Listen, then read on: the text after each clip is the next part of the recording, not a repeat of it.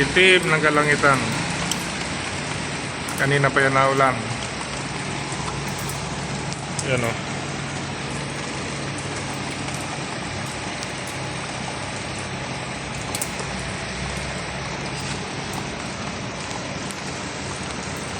Kanina pa yan naulan, guys.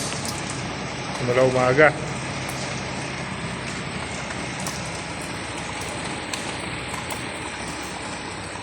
Kanina lakas pa ng kulog sa kidlat. Tapos ito nga, biglang dumilim ang kalangitan. Yan, binagsak niya na.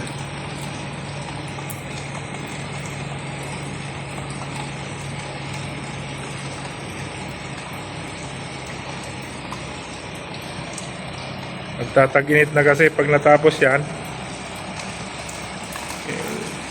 Lalo ngayon, pasok ng Abril, bukas Abril na.